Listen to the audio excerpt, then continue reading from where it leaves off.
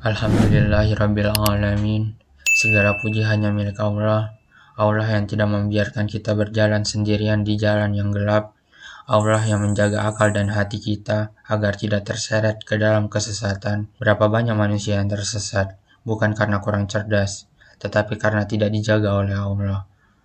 Kalau bukan karena hidayahnya, kita bisa saja salah jalan, mengira kebatilan sebagai kebenaran, dan menganggap kesesatan sebagai petunjuk. Maka hari ini kita bersyukur, bukan karena kita lebih baik, tetapi karena Allah masih menuntun langkah kita. Allahumma salli wa sallim ala nabiyyina Muhammad wa ala alihi wa sahbihi ajmain.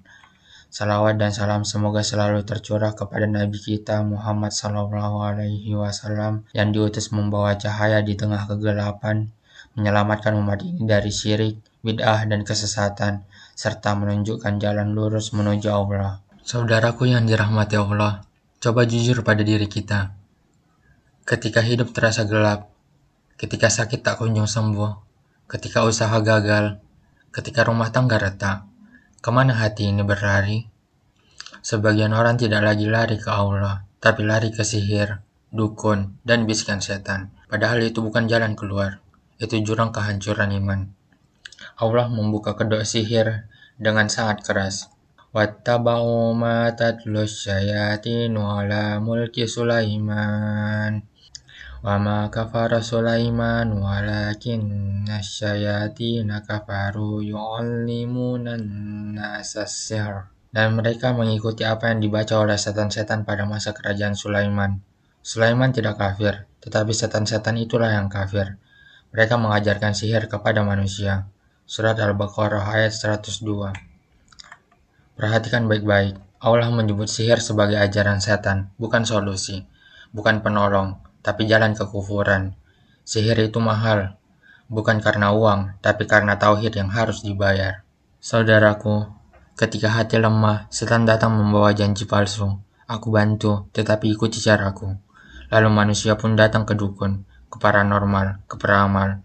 Padahal Rasulullah Shallallahu Alaihi Wasallam menangis memikirkan umatnya, lalu bersabda dengan ancaman yang berat, "Man ata kahinan fasa'alahu an syai' lam tuqbal lahu salat arba'ina yauman."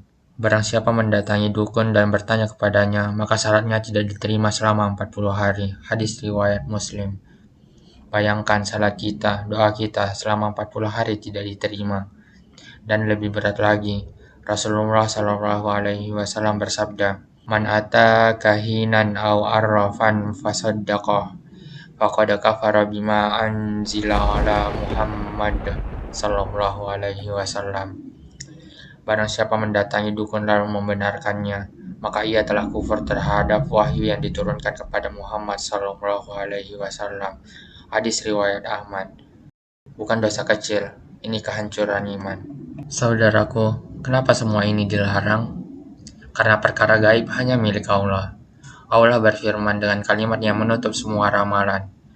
Qul la ya'lamu man fis samawati wal ardil ghaiba illallah.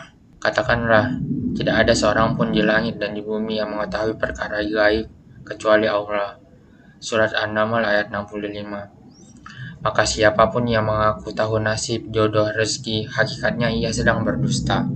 Lebih menyedihkan lagi, ada orang yang sudah terjerat sihir, lalu ia berkata, "Yang penting sembuh." Maka ia mendatangi sihir lain, mengobati sihir dengan sihir, nusrah.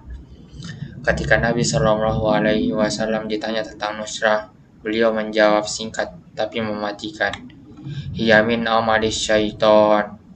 Itu adalah perbuatan setan. Hadis riwayat Abu Daud.